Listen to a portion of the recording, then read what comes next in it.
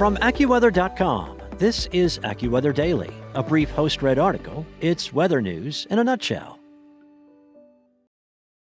Temperatures will throttle up over the southwestern U.S. into this weekend, with some of the highest temperatures of the year so far for many areas across the interior. The string of hot, dry days will also boost the spring wildfire risk in the region. AccuWeather senior meteorologist Heather Zayer said that a strong area of high pressure is bringing this unusual warmth for this time of the year. Temperatures will run 10 to 20 degrees above historical averages at the peak, with some records challenged, factoring in the April sunshine, which is equivalent to sunshine in August.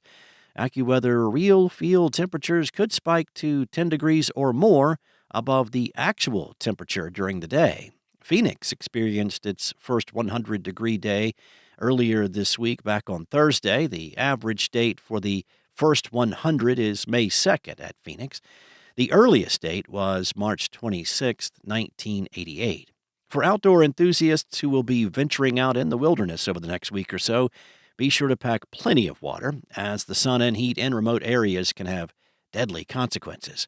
Heat will build over the southern Rockies to Texas for most of this weekend. In California, the interior will get very warm, but sea breezes will keep coastal areas relatively cool, and there could be some short-lived fog along and near the coast to start each day this weekend. There is a chance an eddy forms just offshore of Southern California, which is a common phenomenon in June. The counterclockwise circulation around the eddy can direct long-lasting, cool, damp air with clouds and drizzle toward Southern California beaches and even to the Interstate 5 corridor. Now, as Zayer said, if that eddy forms, coastal areas could be cloudy, drizzly, and a little bit chilly for some days, just like it often occurs in June. The core of the heat will begin to shift farther to the east over the southwest over the weekend. Now, as that occurs, temperatures should intensify in the California deserts first, followed by the Nevada and Arizona deserts as the weekend progresses. Cities such as Denver will join in on the heat surge and may challenge record highs. Across the interior southwest, where temperatures will be the highest and the air the driest, the risk of wildfires will increase, especially over the weekend, following a week of scorching sunshine. Locally, gusty winds could fan the flames of any fire sparked by human interaction, as thunderstorm activity is not expected. People are urged to be extremely careful with open flames, power equipment, or anything that could lead to sparks. Motorists should avoid parking vehicles even for a few minutes on high grass and brush, as contact with hot exhaust systems can start a fire. It could be many weeks before some rainfall from the North American monsoon is widespread over the Southwest. Drought conditions will continue to worsen before that. A harrowing situation unfolded on Wednesday in Hilton Head, South Carolina, as a 77-year-old man was attacked by an alligator in his backyard in the Sun City retirement community. Marion Roser and her husband were working in their backyard when the alligator attacked the man. Marion told deputies her husband was putting mulch down and had his back turned to a pond when the alligator attacked.